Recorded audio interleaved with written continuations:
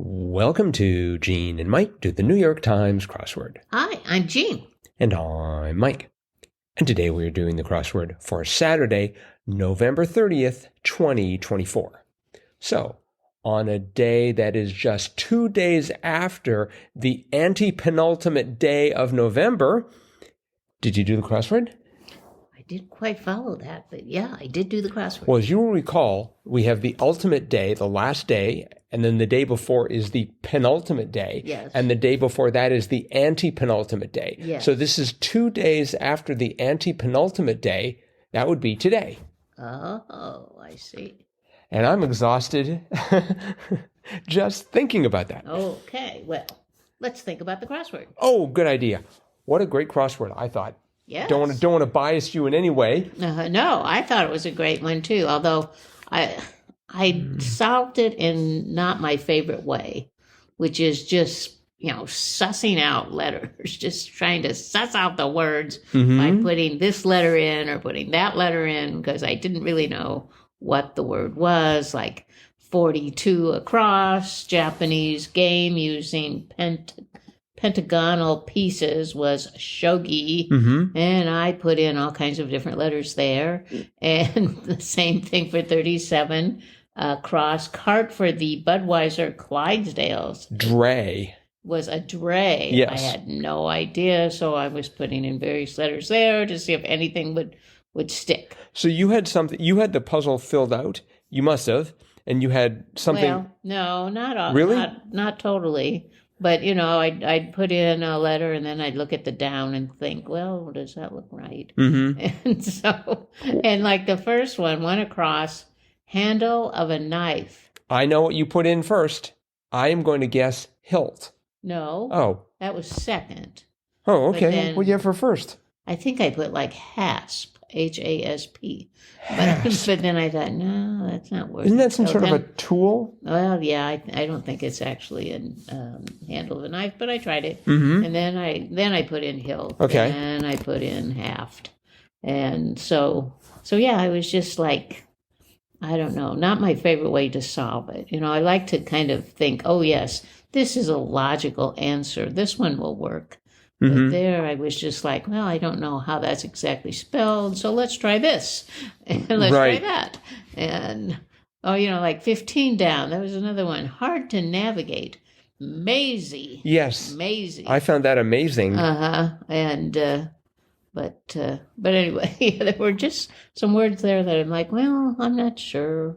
Maybe we could stick an I in there or something and it would work. But anyway, I did get it done and in pretty good time, actually. So yeah. So it wasn't really as hard as you're making it out to be. No, it wasn't hard, but it was just like I solved it in such a Sort of you bludgeoned it into submission. Yeah, did. And I ended up with 14 down.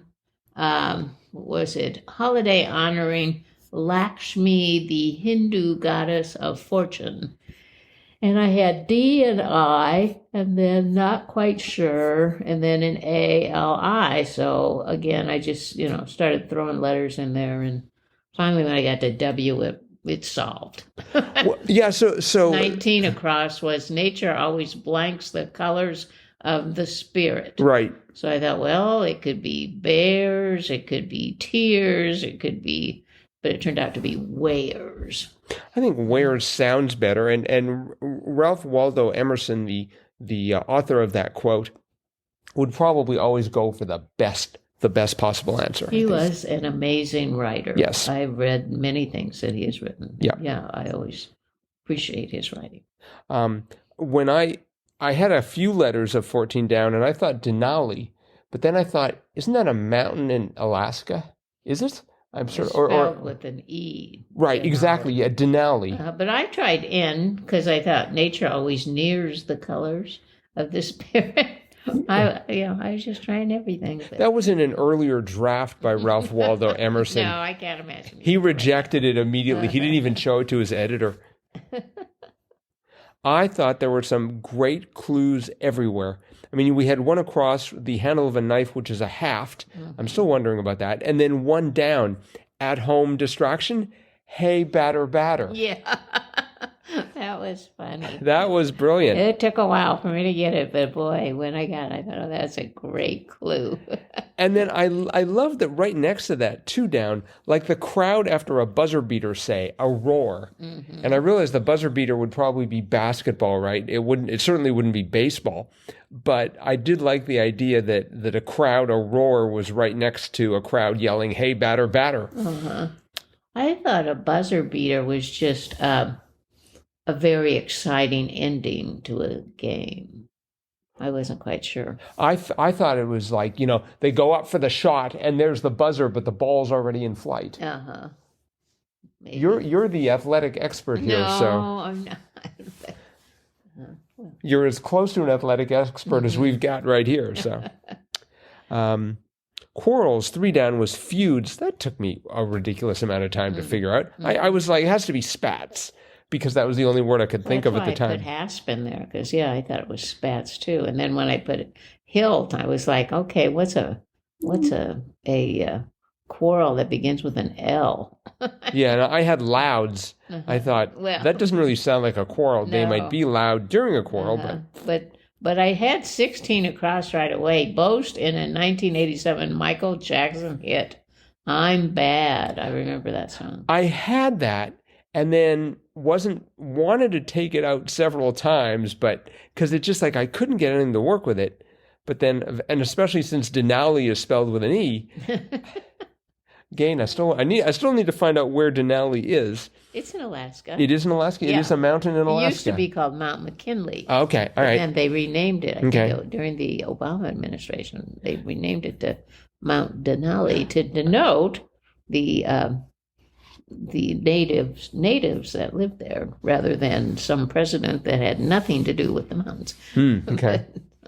Because I was just thinking that it would be great, like during the holiday of Diwali, they gather around in Denali, and they could be Diwali in Denali. I don't think that would work. Now, it'd probably offend people of multiple faiths and religions, so I wish to apologize for that immediately. One of my favorite clues is 26 down. Styles of singing. Harry. Yes. Harry Styles. I got that. I got it, and I still didn't understand what it was about. So I looked up Harry Styles. It's just like, what sort of singing is Harry Styles? And it's like, oh, I see. Harry Styles. Yes. Okay.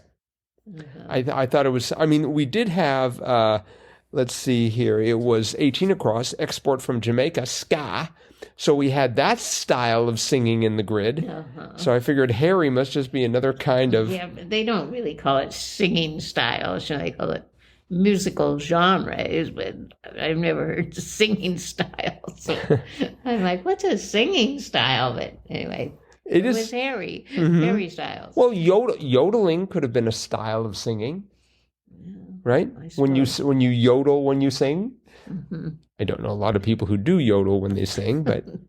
another one that kind of stumped me for a bit, 30 down. It flows where the wind blows, and it was lee tide. Yes. I have no idea what a lee tide is. It is a tide that is in the direction of the wind, so it's wind related.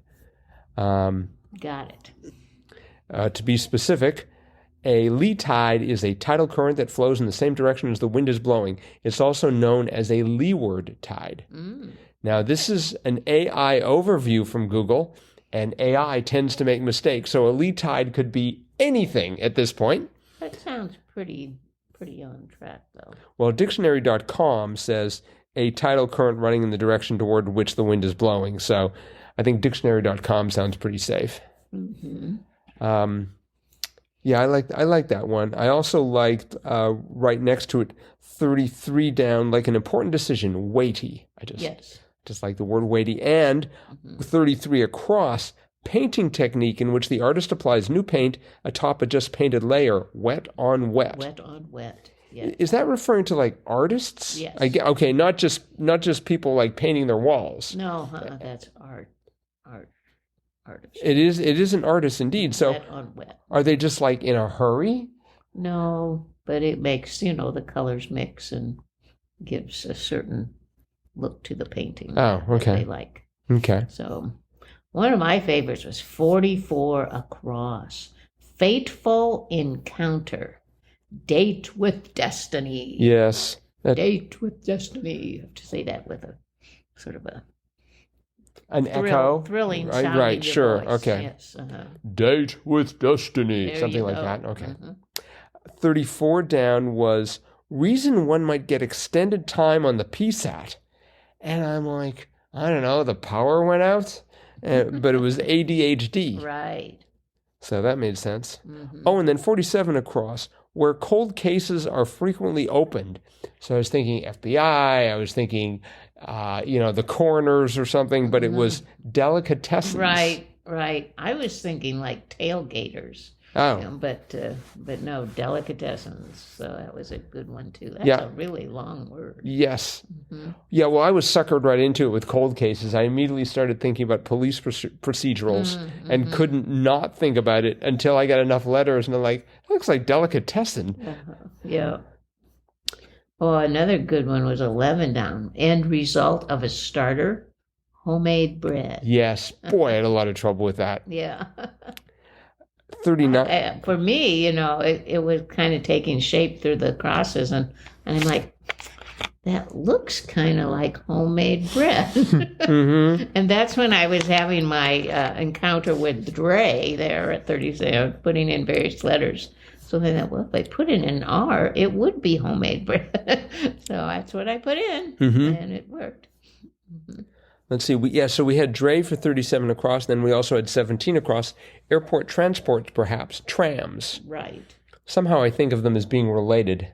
Oh, uh-huh. I mean, they both have wheels. Yeah, I guess. Uh-huh. Let's see here. The so-called Heart of the Scorpion in the Night Sky was Antares, 12 down. That was I just took a wild stab at that. I'm like, what's a star name I know that's kind of long? Antares. So I stuck that in there, and it actually worked. Wow. Mm-hmm. Yeah, I had no idea. I think maybe subliminally you knew. I don't think so. I just knew that was the name of a star. Well, you wouldn't be able to say, consciously that you knew. I mean, by definition, it would be subliminal. But let's see. We had, what else was interesting here? 39 down. That was Nova Procedure. And so I had Terra Nova. Too. Really? Oh, okay. Mm-hmm. Yep. But it was Bossa Nova. And then that B gave us 39 across. Termite, e.g., was a borer. Right. And yesterday we had bore, and the answer to that was had, which I thought was sort of tricky. So we had bore in the clue yesterday, and we have borer in the answer today. That's right. That Joel Fagliano, he's a clever one. Mm-hmm. Oh, another tricky one was 31 down. 1 of 11 for Big Ben, and it was story. Yes. Spelled with an EY like they do in Britain. I forgot that they spelled it like that. I think I know a lot of British spellings, but that one just totally eluded me. Yeah. And because I was like, well, what else could it be? It could be. I think I had. Let's see. I